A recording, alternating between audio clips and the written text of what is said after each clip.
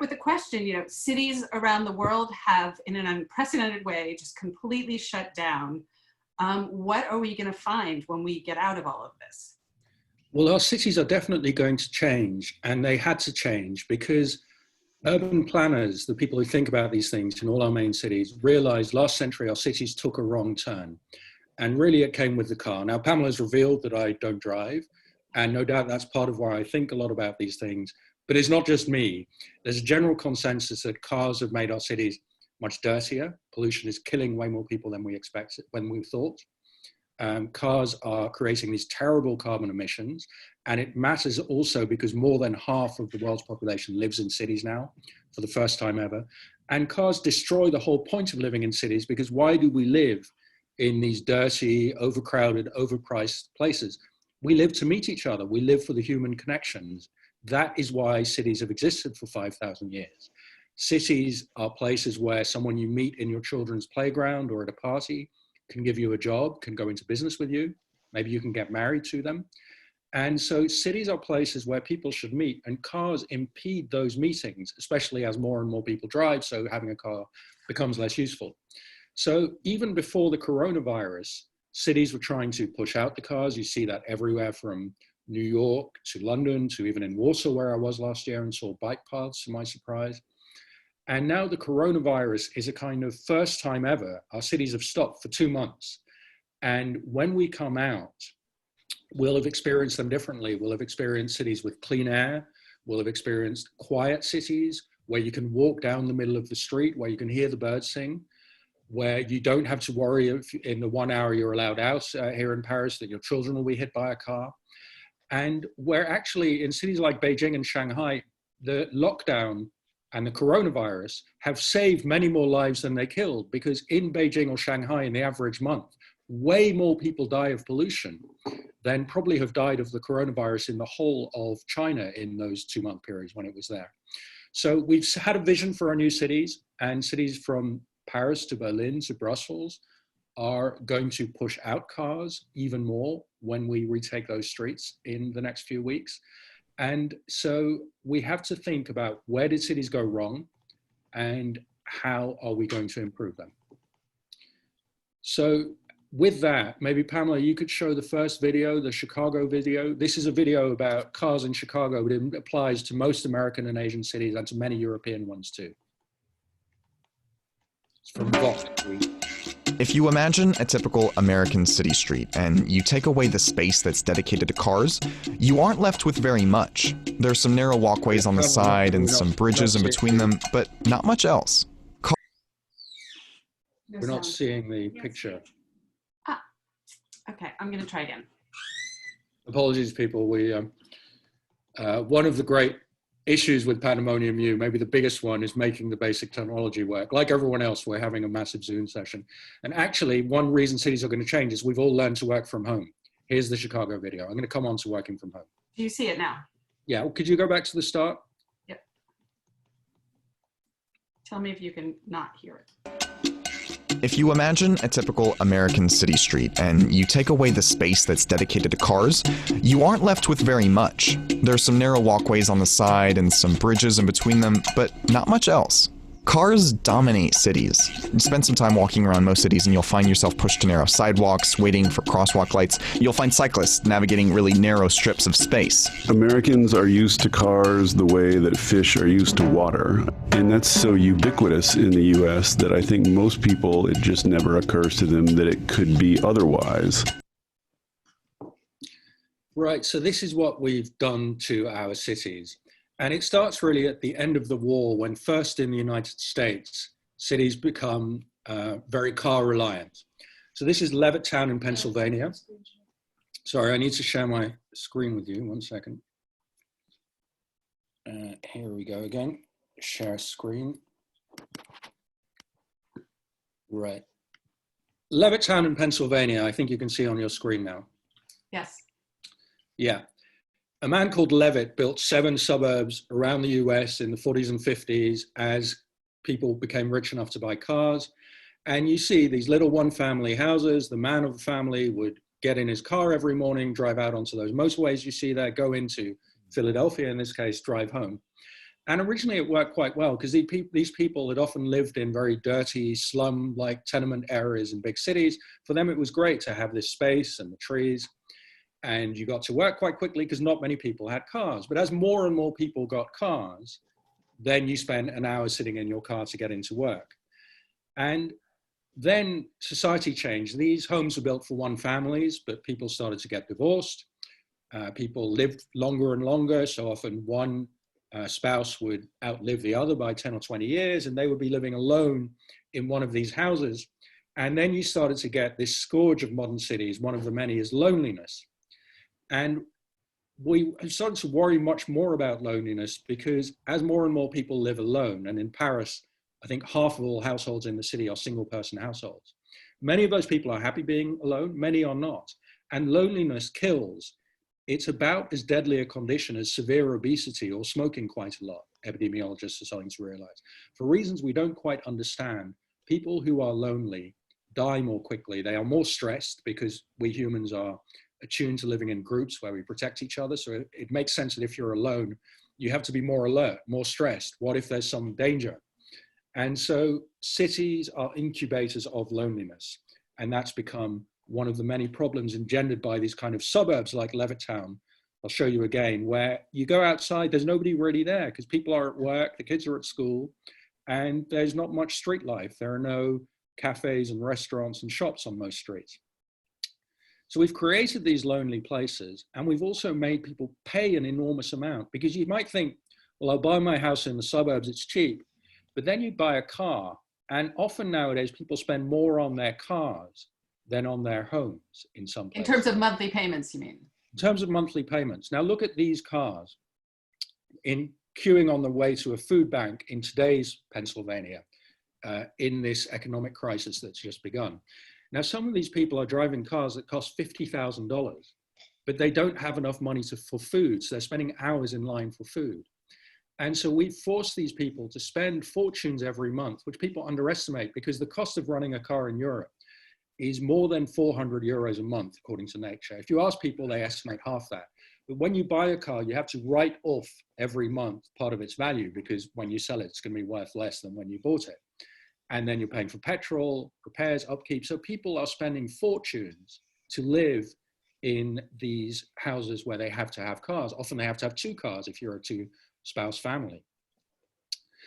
And then we've created zones. Zoning was this very post-war idea where you live in one place, you work in another place, and you do your shopping, and you're going out in a third place. So you're always driving between those places or taking the subway.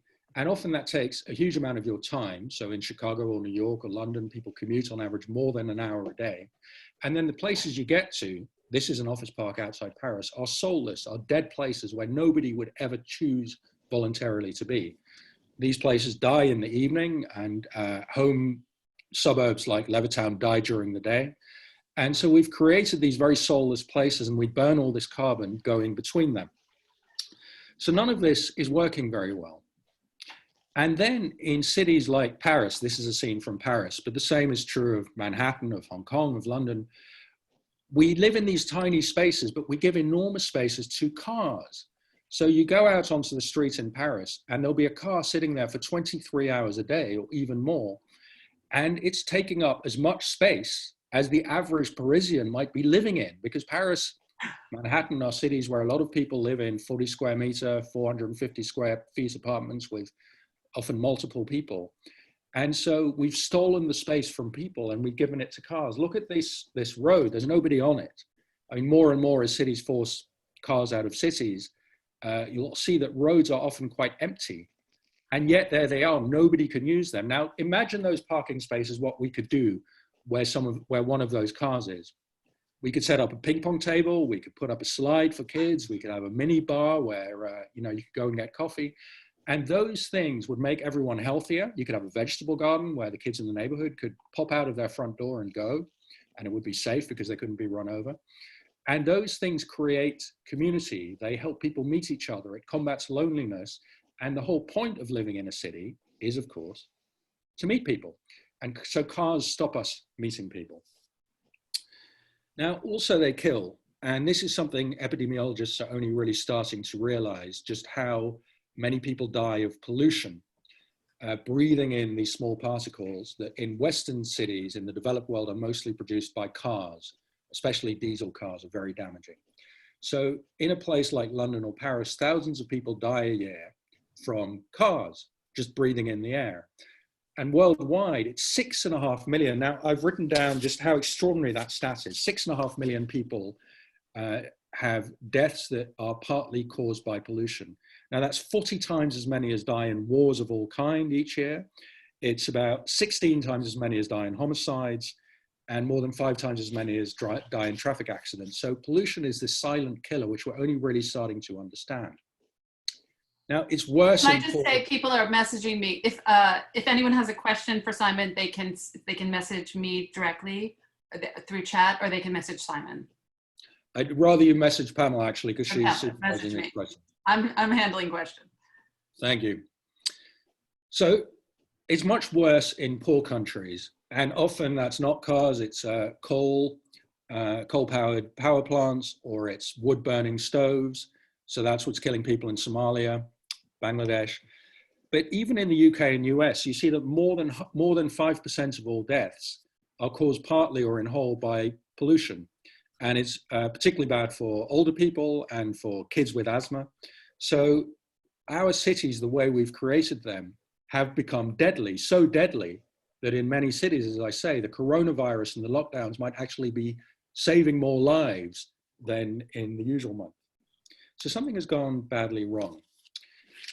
Now this woman, Jane Jacobs, we're coming to how to fix all this. How should our cities be? And when urbanists think about the ideal city, we're all children of Jane Jacobs. Jane Jacobs is a remarkable woman. She didn't have a university degree. She had no formal training in urban planning. And in the 1950s, she's a mother of a couple of kids living in Greenwich Village in New York. And she starts to think about why cities work. And really, Jane Jacobs gets it right. She understands that cities are made for human connections. Now, Pamela, maybe you can show this video, which is from a film about Jane Jacobs and her battle with Robert Moses, who I think was city controller of New York, and was his title for many decades. But anyway, the man who was in charge of infrastructure in New York. That was actually a different Jane Jacobs video than the one we had originally. But anyway, Jane Jacobs goes into battle, it doesn't matter, with Robert Moses. And Moses wants to build expressways through New York. He thinks this is the future. A lot of cities in the 50s think that's the future. Get rid of all those little dinky streets, just massive 4-lane highways. And Moses wants to tear down Little Italy and Soho in New York, these 2 wonderful neighborhoods. And Washington Square Park, crucially. And Washington Square Park. And Jacobs, she goes into battle with him. She gets arrested once, but in the end she wins and those neighborhoods are saved. And she says, a city is about people. A city is about eyes on the street, where that's one of her famous phrases, where there's always somebody around. There's the shopkeepers, there's the children coming out of school, there's the office workers coming out for lunch, there's people in bars in the evenings, and you always have meetings between random people, and you have eyes on the street, because if there's a lot of people around, there's less crime, because nobody commits a crime when there's lots of onlookers. And that is what makes a city great. And Moses managed to destroy large parts of New York, as many of you will know. Oh. This is in the 50s, there's a question. This is in the 50s when she has her epic battle with Moses. And I think it's in the early 60s that she writes her great book about American cities. And so, as I say, we're all children of Jacobs, and she has created the template for how a city should be. I'm going to go back to my PowerPoint, and the next one after Jacobs. Let's share this. So in Paris, where we live now, the mayor, in a very Jacob spirit, Anne Hidalgo, is saying, we need to create a 15-minute city, le Paris du quart d'heure, where within 15 minutes of your home, by bike or on foot ideally, you can work, you can go to school, you can buy your food, you can have fun, you can see your friends, you can go to a playground, see a doctor. And so this is returning to a city of neighborhoods where you don't have to spend days of your life traversing the city from one end to the other, going to work in the morning, coming back in the evening, but everything is around your home. And the coronavirus, strangely, is a great opportunity to make that happen, because what we've seen is that companies en masse have been forced to teach their employees to work from home.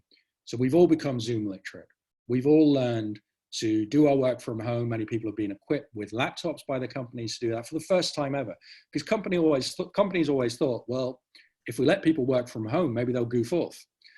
But it turns out, and there's been academic research showing this anyway before, people are more productive when they don't have to commute, when they don't have to shave their legs and put on high heels and shave their faces if they're men every day, and then trek out an hour and back to some deadly office park. Instead, they just wake up. I'm waiting for the Zoom function where it does your hair and makeup for you, so you don't have to coif at all. This is coming very soon, yeah. Invented by a woman, I'm sure. And so, especially when we return from these lockdowns, an office is now a place of danger. Until we have a vaccine, going to the office will be dangerous. And so for the next year and a half, 2 years, I strongly suspect, working from home is going to be the norm for most people in service jobs. And after that, it will largely persist because companies will see, why should we hire an expensive office space in downtown when we can just let people work from home or a co-working space on their local high street? And so you'll want to meet your colleagues sometimes. We do need to meet face-to-face sometimes, but maybe you'll go in 1 day a week, 2 days a week, and you'll meet your colleagues in a restaurant or a co-working space, and then you'll all go back home again. And so that will also cut down on rush hour, it will cut down on carbon emissions, and will create this neighborhood city, which I think is going to happen everywhere more and more. And then you can use former offices and city centers can be turned into housing, because of course we've had a housing crisis in all our successful cities, and we can have a much more local life in these great cities. Now, the other thing that this neighborhood city needs to do is bring the generations together, because right now we segregate the generations. Children are at school or in playgrounds, in these child ghettos. Working age adults have been in offices, and then the old are often alone at home. And we can create more spaces like this playground for adults and children in Singapore, because older people also need exercise. They also need to meet in the same way that children do. I saw a playground in Madrid where a trainer comes every day, all the older people in the neighborhood gather, they meet each other, they're relieved from their loneliness if they're lonely, and they do some exercises.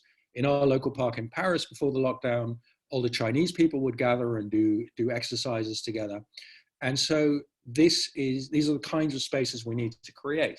And so you need to change what they call street furniture. If there's an avenue that's 2 miles long without benches, old people will not walk down it. But if you put benches every couple of 100 meters, people can walk and then they can sit on a bench, and on a bench you meet people. In playgrounds, you should have benches where adults can sit and work, parents have coffee, talk to other parents, work on their laptops, create these intergenerational spaces that our cities are very short on. Now, the test that urban planners use more and more to gauge whether a city is working is the popsicle test. This girl here has a popsicle and ice cream. And the popsicle test is, can a child safely leave her home alone, go to the street, buy a popsicle, and return home before the popsicle melts? And a city where a child can do that safely is a functional city, not just for kids, but for everyone, because kids are a kind of litmus test. They don't drive. And so if they can do these things, then older people who also often don't drive can do it. And then other residents don't need cars to be able to go out and socialize and partake of local life. So that's a city that works without cars, is the popsicle test. And if it works for children, it also works for parents, because we've created a situation where cars have made it unsafe to let your children outside in many places. And so parents and children are kind of tied together in this hostage situation where the child has no autonomy and the parents have no autonomy, because the parents have to be constantly guarding the child. And I know it can be different because I grew up in the Netherlands. My dad moved there in the 70s. My dad got a job there in the 70s. We all moved there. And from the age of 8, I and all the other kids in my school would cycle to school. that was normal and it was safe. And I'm going to show you how it works. This is a video of Dutch cycling, and it's not propaganda. I've seen it in real life. This is Times Square in New York, which shows you that a city can decide to move from cars a few years back. Sorry, can you hear me, people? Yes. Yes. But we can't see you. No, it's fine. Look at, I hope you're seeing Times Square in New York here. Yes. So Times Square in New York shows that a city can move from cars a few years back to freeing space for people, pedestrians, and increasingly, as you see all over New York, bicycles as well now. Now, also just think, I mean, I was trying to talk during the video, I gather you couldn't hear me, of the money that people are saving.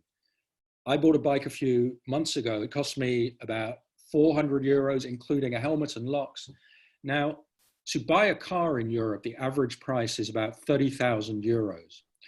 And so you're spending a little over 1% on a bike. The technology is so good that it will last for months and months, many years.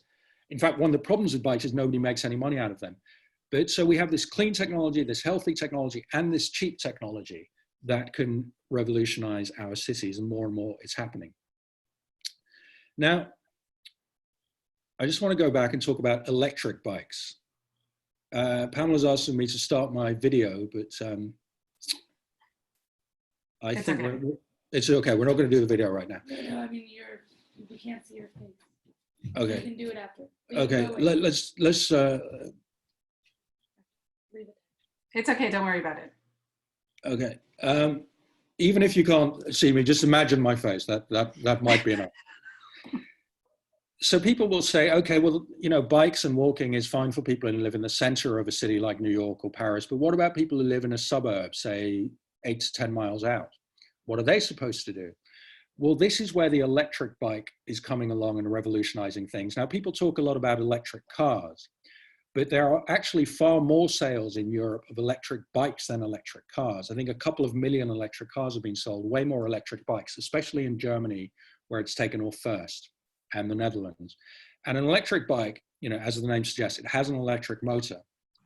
And so you can cycle in, or you can just turn on your motor and it will carry you in. And then you can very easily do an electric bike. You can go about 15 miles an hour more. So very easily, if you live 7 or 8 miles out, in half an hour, you can shoot into town and back. It's healthy and it's much cheaper than owning a car.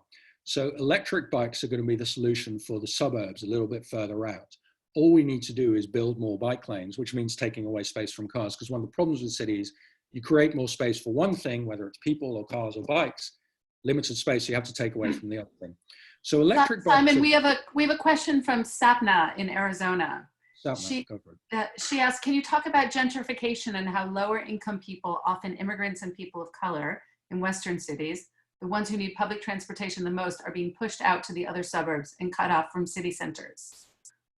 Yeah, I mean, gentrification, there's a lot of debate about whether it's a good or a bad thing. It's happened in all cities, because cities have been very successful these last 40 years in attracting the best paid workers. So those people have moved to the center of Manhattan, whereas they used to want to live in the suburbs. But as cities became safer, as factories moved out, as they became cleaner, all the rich people moved in. And so poorer people have to some degree been pushed out. Now, some people say gentrification is very bad, and clearly for some people it's worked out badly. You know, you used to live on the Upper West Side when it was relatively cheap, and now you can't afford to live there anymore, and you are living suddenly 10 miles out of New York City, and you're separated from the people you grew up with. Other people say, and there's a lot of evidence there as well, that gentrification is very good, because a lot of these poor neighborhoods that we romanticize were actually really hard places to live. They were dirty, they were dangerous, the schools were bad, there were no jobs. If you think of places like the Lower East Side of a century ago, or of more recent high crime, low income areas of New York or of London. And so you can argue, there's an argument that gentrification is actually good for a lot of people who live in a poor, if you think of Harlem in New York, it used to be poor, it's become very gentrified. a lot of people who lived in Harlem before are still there. And for those people, it's much better because there are more jobs, it's safer, the schools are better. And people say, well, a lot of people are forced out. But if you look at low income renters, who are the people we worry about being forced out, they very rarely live in one place for very long anyway, because those people, if you don't have much money and you're renting, you are very often on the move all the time anyway. And so it's hard to say that gentrification has increased their pace of moving. It's not entirely clear. But clearly it's something we do need to worry about. And in Paris, where I live, I think they have quite a good model of 15 to 20% of every arrondissement, every neighborhood, has to be social housing. So in very rich neighborhoods, you have very nice social housing often, where people like garbage collectors can live. Some arrondissements in Paris, a couple refuse that and they pay a large fine so as not to have that amount of social housing. But to mix social housing and high income housing, I think is the optimum. You don't want to ghettoize poor people in a place where there's only other poor people, because then also there'll be no jobs, there'll be fewer services. You want to mix. Now, getting back to the suburbs, with electric bikes, the suburbs become navigable without cars. So you could have, if you think of Levittown that we showed at the beginning, you can have people there coming in by electric bikes. And also the next step, which is coming along sooner, will be autonomous buses. Now there's been a lot of talk about autonomous cars, and they're going to take longer than we thought a couple of years ago. Because it turns out autonomous cars without a driver are actually quite poor at figuring out that there are leaves, that leaves are not the same as people, that it's raining or snowing. It confuses them. And so it's not altogether safe to have autonomous cars driving around the city, and it might not be for a decade or two. But what will come much sooner is autonomous buses like this one in Singapore, no driver, and you send it on the motorway, you give it a dedicated lane, and then it doesn't have to worry about dealing with cyclists or other cars. You send a fleet of these along the motorway from a suburb like Levittown into the city. It's quite cheap because you don't have to pay a bus driver, and they can just circulate all day and take people in and out without really ever stopping. And so these buses already run in places in some Chinese cities in Singapore. And so with autonomous buses and electric bikes, we're going to make coming in from the suburbs much more feasible. So what I've tried to sketch, I'm coming to the end, is a picture of our cities as they'll be when we emerge from lockdown and going on into the future. More working from home, more cycling, and more electric bikes, and soon autonomous buses. Milan here in this last picture has said, you know, what we don't want after the lockdown is people scared to use the subway, so they all come on in cars. We know what that brings. That brings congestion, it brings dirt. And so we are going to create far more cycling space. And this is becoming the norm in Europe in these last couple of months. Paris, similarly, Berlin has created very quickly far more bike lanes. Brussels, which was a car congested city, is also very quickly turning into a bicycling city, which should have done ages ago. Because I think the key thing to think about, all these cities built before about 1900, whether it's the European cities, every city in Europe is pre-1900 pretty much, or the East Coast American cities like New York or Boston or Baltimore, is they were built not for cars, they were built for horses. And then we tried to retrofit cars into them. We tried to squeeze into these very, very crowded cities cars. And we won't have horses again, but bicycles are sort of the modern horse. These streets built for horses work very well with bikes. So and the electric bike specifically, Simon, I think is a game changer because you can commute long distances with them, right? Yeah, so we built all these suburbs that depended on cars, and now we're asking, well, how can those people, especially if we're going to be afraid of using public transport for a while, how can those people come into the city? Well, the electric bike solves a lot of that. So I've tried to sketch not just my personal fantasy, but what urban planners around the world are increasingly talking about moving away from these car cities that we created. But that's me. I've banged on long enough, so please let's have some questions. Simon, if you want to stop your share screen and come in my office, people could see you from here, maybe? I'm going to turn on my video, which my brilliant daughter pointed out. I should have done it earlier, but anyway, I hope you can all see me now. This is me. So do we have questions? Please come in with questions.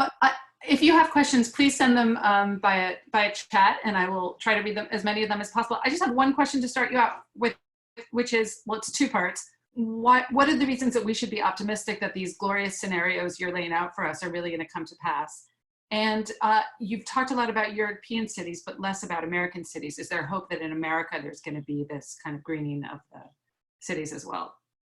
Well, I think the reason it's coming to pass is that this has become the consensus among urban planners, that people live in cities to meet, that they don't want to be killed by pollution, they don't want their children to be killed by pollution, and that cars worked until too many people had cars. If you're the only person with a car, I mean, London in the 20s, only rich people had cars. It was great for them. They'd get in their car, there's nobody on the roads, and you whiz into the center of town from Hampstead in 15 minutes. Brilliant.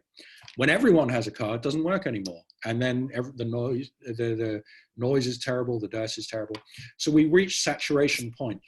And now we have these alternatives. Scooters is another alternative I haven't mentioned. There was a lot of complaining about scooters. You probably may have seen them in your own city. In Paris, we had them, these electric scooters. They were knocking over pedestrians, but now they go on the bike paths, at least in the pre-corona Paris. It works very well. A scooter goes about as fast as a bike, takes up about as much space.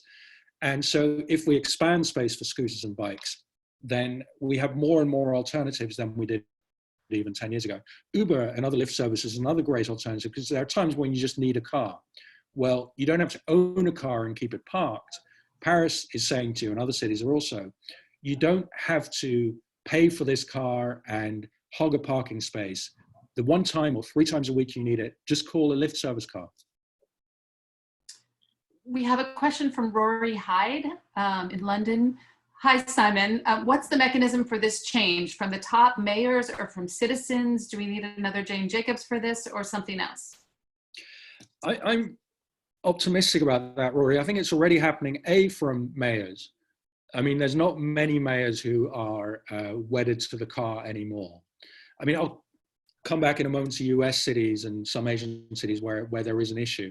But so it is from the top, and it's also from the bottom, because one of the sad things about our political partisan divide is it pits mostly educated people in cities against lesser educated people in rural areas. And we see that in the Trump versus Hillary divide, or in the Leave versus Remain divide in the UK. The cities are Remain, the cities are Democratic. And because you have this very high mass of educated, wealthy people in cities, they are mouthy people. They make demands on their mayors. They don't just sit there and take it.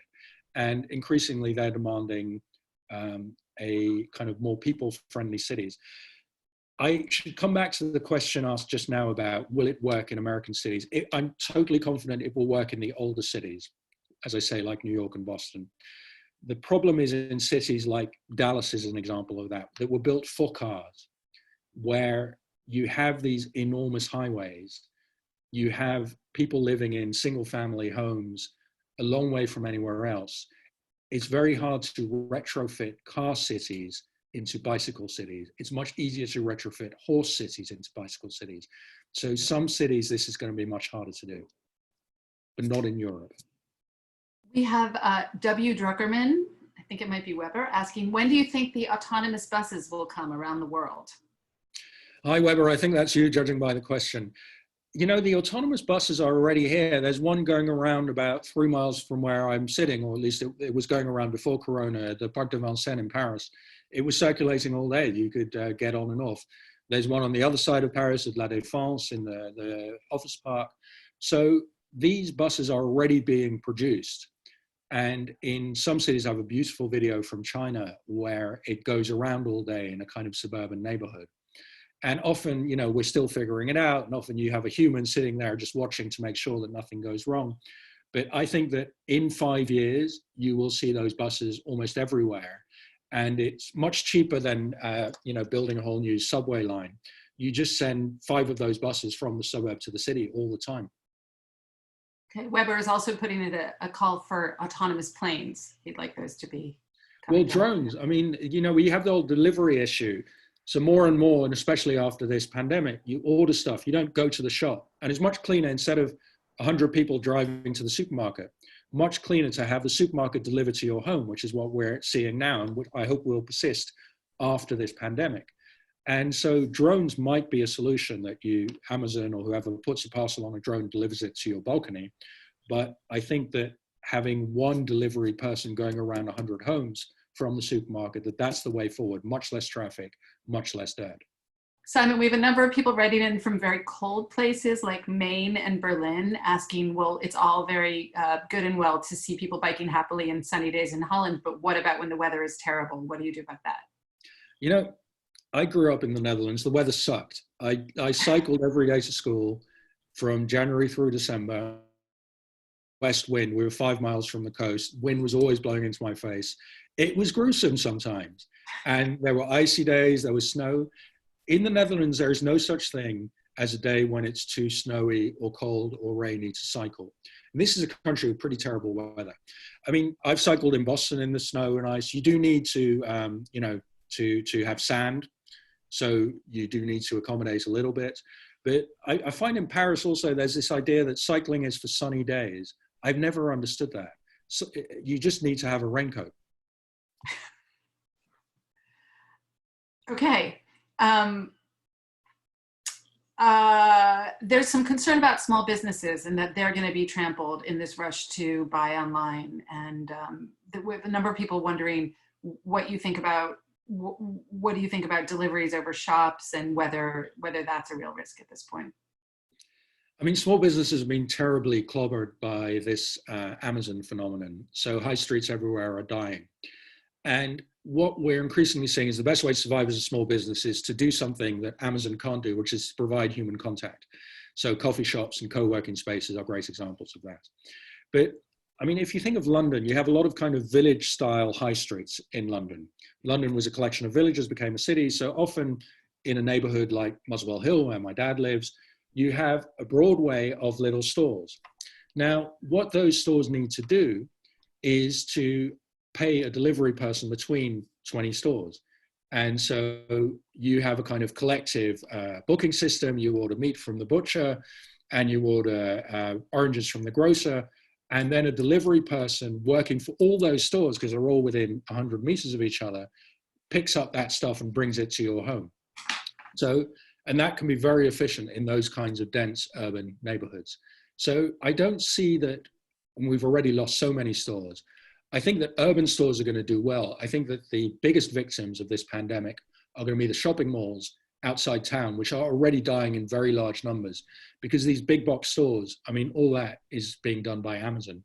It's the local high street selling fresh produce or where you can meet people, that those have the best chance to survive. Urban stores are better off. Simon, one thing you touched on earlier, but is the issue of traffic and how traffic has gotten worse everywhere. Kind of, I was struck by this. I was on a book tour a couple of years ago where I went to 9 or 10 American cities, and everywhere I went, people were complaining about traffic and how it had gotten worse. So it's just in the service of your point that we need to do something about it, that it's making people miserable.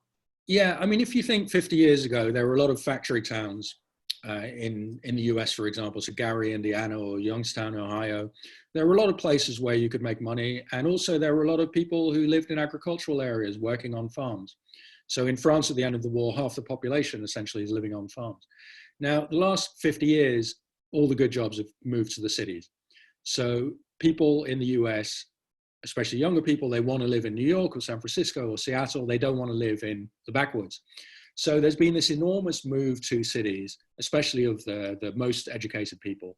And it's just too much. These cities have reached bursting point. So London's population a year or two ago reached its new record level. London's population peaked in September 1939, and then in World War II, loads of people left London. And only in about 2016, 2017 did London regain that level because people had kept moving to the city. So we know how overcrowded our cities are, and you see it on the roads. And it's a symptom of success. It's one of the problems of success.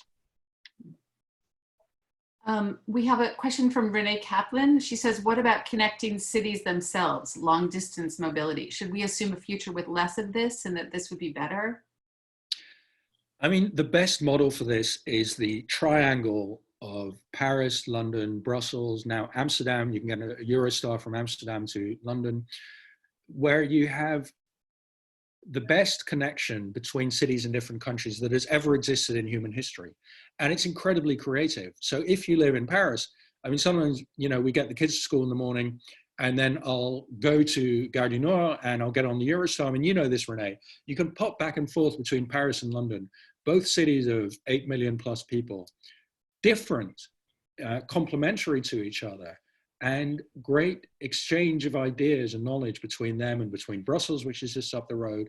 So this can be done through these high-speed trains that Europe has blatantly rolled out, that Japan started with 50 years ago. And the American Northeast is a great place to do that. You know, you have a little bit of that, but cities like Washington, New York, Boston could be connected so well that you could go between one and the other just all the time without emitting any carbon or wasting time in airport security queues. So in these dense older regions, that can be a great selling point. And then living in New York would be even better if you had access to all these other places. I mean, airports are nightmares and we just can't afford to keep emitting carbon. I mean, I was talking to one of the people, one of the vice mayors of Paris, and he said, look, either you take the Paris Accord seriously, that we have to stick to 1.5 or 2 degrees of warming, and you say, this is a real thing. We are going to do this, otherwise the planet is going to be uninhabitable. Or you just say, oh, well, it's a nice to have. We're just going to pay lip service. We're going to pretend that we're good people. We don't really mean it. And he said, you know what? In Paris, we've decided we actually mean it. We actually mean 1.5 to 2 degrees. And that means a radical change in how we live. The way we live is so unsustainable that even with these 2 months of lockdowns, we are still not below where we should be in terms of carbon emissions for 2020. We're still not going to reach that level. So we just have to radically change. We can't afford to keep flying between cities the way we do.